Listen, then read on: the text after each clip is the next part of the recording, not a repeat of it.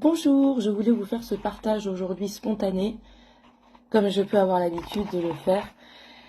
Hier, j'étais avec une amie à Versailles et j'étais en joie, en allégresse pour partir à la messe pour célébrer le couronnement de notre chère Mère divine, Sainte Marie, Mère de Dieu.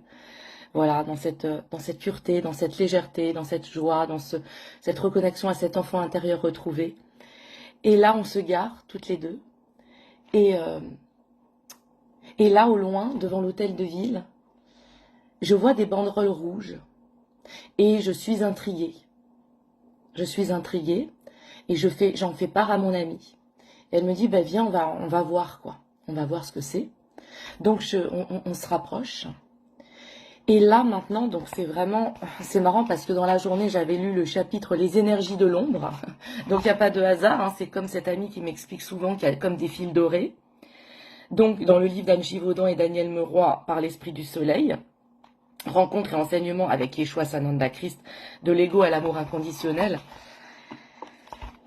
Et là, je lui dis, ah ben, moi, tu sais, naïve, naïve, et moi dans ma quête d'amour absolu, de pureté, on arrive face à ces banderoles rouges, et qu'est-ce que c'était? C'était la franc-maçonnerie, donc pédosatanique, hein, on sait bien, infiltré dans ce pays, et c'est pour ça aussi que ce monde mortifère et cette France s'est prostituée, et cette France a perdu ses racines, sa foi et toute sa beauté, hein. Voilà, on le sait. Voilà, qu'est-ce que c'est ces énergies de l'ombre? Ben, en fait, c'est d'avoir fait le choix du pouvoir, de l'orgueil, à tout prix, de la domination. Finalement, c'est le choix de l'ego, l'orgueil, l'ego. Voilà, donc ben moi et cette amie, on n'a pas ressenti de colère ou de haine, ou non. On était juste, comme dans ce chapitre du livre que j'ai lu quelques heures avant, on a juste senti de la tristesse, de la peine pour tous ces êtres qui avaient fait ce choix de l'orgueil et de l'ego. Alors ils ont les récompenses peut-être pour l'instant, mais encore c'est en train de se perdre de plus en plus parce que c'est complètement désaligné aux énergies d'aujourd'hui, donc c'est amené à disparaître. Mais d'avoir fait ce choix de l'orgueil et l'ego, parce qu'au final, peut-être qu'ils pensent gagner des choses sur Terre, mais en fait, tout ce qui est en haut est comme ce qui est en bas. Et donc, en fait, bah, tu vas devoir refaire un tour dans un monde de dualité jusqu'à temps que tu choisisses l'amour. Et nous, voilà, on avait juste de la peine pour ces êtres-là. Et on trouvait ça bien triste. Et des énergies, c'était vraiment... Il n'y a même pas besoin de savoir, mais c'est des énergies tellement lourdes, tellement basses, tellement on sentait vraiment le mal, quoi. Et ensuite, bon, bah, on s'est très vite détaché de ça. Puis nous, on avait notre cœur en allégresse, notre cœur en amour, dans l'unité de nous-mêmes et de tout ce qui est dans cette beauté, dans ce sacré, dans cette pureté. Et donc, on s'en est allé à la messe, quoi, pour célébrer le couronnement de Sainte Marie, Mère de Dieu. Et voilà. Et c'était magnifique. Il y avait un rayonnement, il y avait une lumière, il y avait des chants, il y avait, voilà, la communion avec le corps du Christ, dans le sacré, dans l'amour et dans le respect. Voilà, donc j'avais besoin de vous partager cela parce que voilà, les énergies de l'ombre qui sont en train de plus en plus de disparaître, de se transformer en autre chose.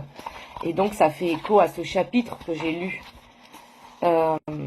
dont Yeshua, Sananda Christ, nous invite à la réforme totale. Notre vie l'exige. Sortez donc, vous qui m'entendez, sortez donc du troupeau des bouches qui haïssent et suivent néanmoins l'ennemi, qu'elles se sont forgées. Vous n'y avez que trop traîné vos sabots et baissé la tête tout en montrant les dents. Il y a un pâturage au-delà de celui auquel vous vous croyez cantonné.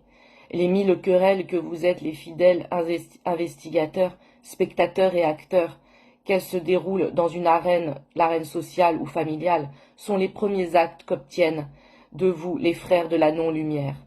Ils comptent sur votre participation, comme vous comptez vous-même sur vos appointements de fin de mois. L'obtiendront-ils longtemps encore? Non.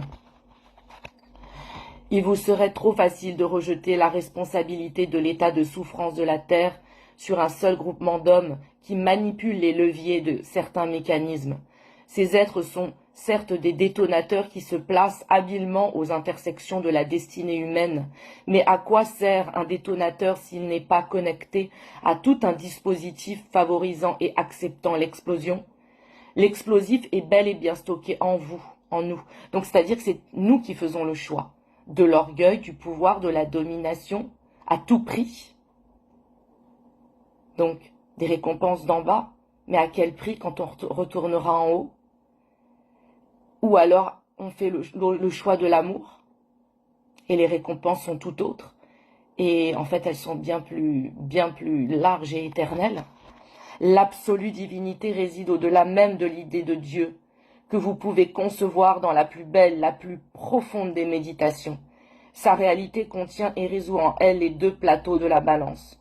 Le diable, lui, n'est qu'une énergie débridée, générée par les formes éparses de vie qui partent à la recherche de la vie. Il est la masse informe des suffisances et des peurs que chacun de nous, particules de feu, sème, nourrit et rencontre plus ou moins sur son chemin de liberté. Donc c'est fou à quel point ça a fait écho à ce chapitre.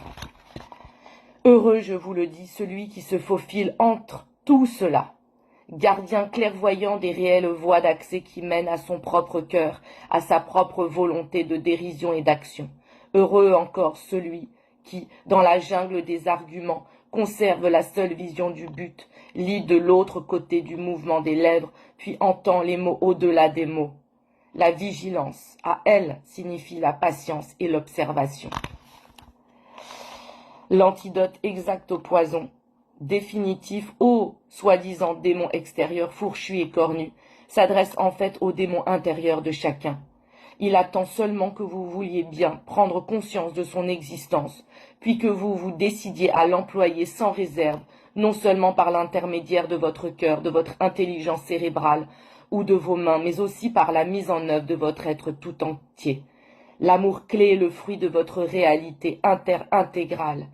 Il ne se résume pas à un mot qui flatte l'oreille, à une caresse ou à un service rendu. Il est plus que tout cela, plus que tout ce que vous pouvez imaginer de beau, de fort, de rassurant. Il est un état de vie, une volonté de lumière qui vient s'emparer de chacune des cellules d'un corps. Voilà, donc ça faisait énormément écho à cet extrait. Je me dis, c'est fou, il n'y a pas de hasard. Et donc, je vais m'empresser d'envoyer ces pages à cet ami. Et tout est visible aujourd'hui. Tout devient visible. Avant, ils se cachaient. C'était plus, voilà, maintenant, ils se mettent sur le parvis, en plein jour, sur l'hôtel de ville de Versailles.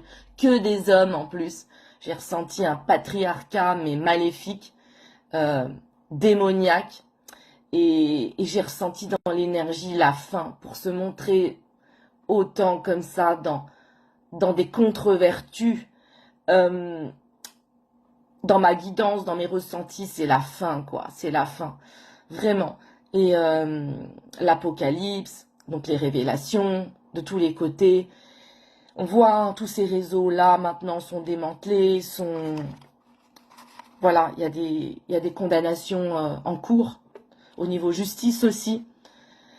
Donc voilà, en fait, c'est un monde, jusqu'à présent, tout ce monde mortifère qui part en lambeaux, c'est un monde, en fait, tout était à l'envers, en fait. Tout était à l'envers et tout revient à l'endroit. Voilà. Et donc, tout ce qu'on déliera ici sera délié au ciel. Et donc, en fait, on gagne bien plus que ce que ce démon a voulu nous faire croire. Et c'est immiscé à l'intérieur de nous-mêmes, en chacun de nous. Donc, à chacun de nous, dans nos actes de vie, dans nos paroles, dans nos pensées, dans nos choix, dans nos actes.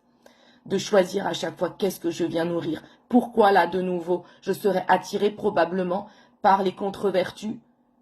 Que se passe-t-il en vérité? Non, je vais revenir à la sagesse, à la lumière, à l'amour, et je vais reprendre mes responsabilités, et je vais continuer l'épuration et la libération. Voilà, je vous embrasse. Passez un très bon dimanche, 23 août 2026. Et moi, je suis ravie parce que je pars quelques jours en Suisse rejoindre une amie qui m'accueille et on va pouvoir, voilà, se baigner dans cette nature, dans ce calme, dans cette paix. Et ça, c'est vraiment quelque chose qui fait du bien. Je vous invite aussi pour cette rentrée, mais je referai un post là-dessus. Pour moi, quand je dis qu'il n'y aura pas de rentrée, c'est que les énergies, elles sont telles que ça peut plus tenir. En fait, l'ancien ne peut plus tenir. Voilà. À bientôt. Bisous.